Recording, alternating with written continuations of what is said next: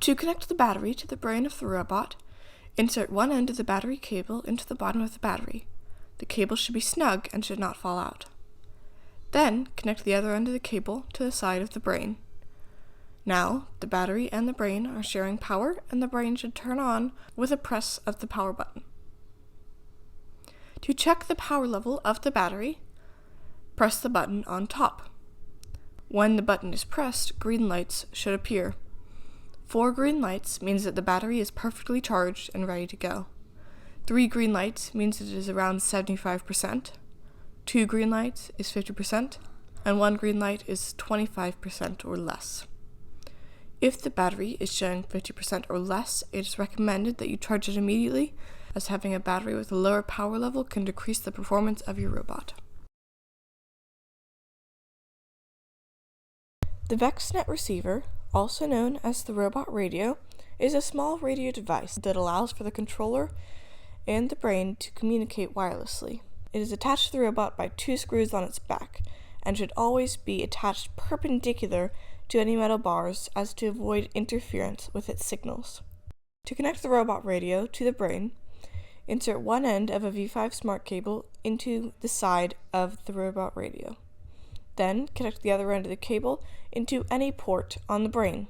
The robot radio and the brain should now be connected. Connecting the controller to the robot brain is easy, but before you start, you must make sure that you do 3 things. First, check the power level of the battery. If it is showing 2 lights or less, make sure to charge it before you start connecting. Second, turn on the brain.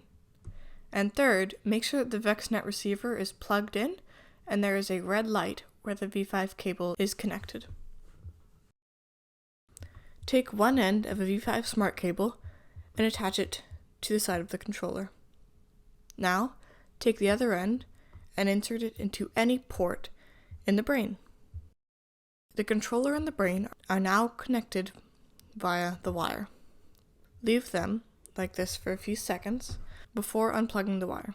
You might get a notification that the brain and controller have been disconnected, but after a few seconds they will connect wirelessly, and an icon will pop up on both the controller screen and the brain screen, showing their connection. Now that the controller is connected to the brain, it is time to connect it to your computer so that you can download code and get the robot running. You will need a cable that has both a mini USB ending and an ending that matches a port on your computer.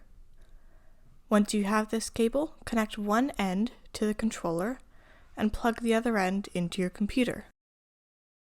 Now, open up VexCode V5 Pro to download the code.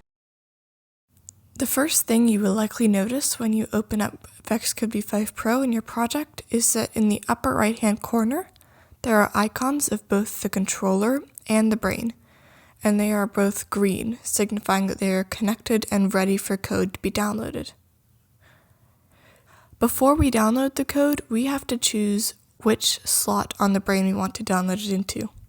The brain actually has 8 different slots for downloading code, meaning that you can have 8 different versions of your code on the brain at one time. This is really helpful if you have a skills code, but also a competition code and maybe an autonomous testing code that you're trying to work out. This way you don't have to constantly download the code again and again because it's already on your robot. Today I'm going to download into slot 1. Now I can press the download button. I will get a download pop-up, and then I can open the output and see that the download is completed. And now the robot is ready.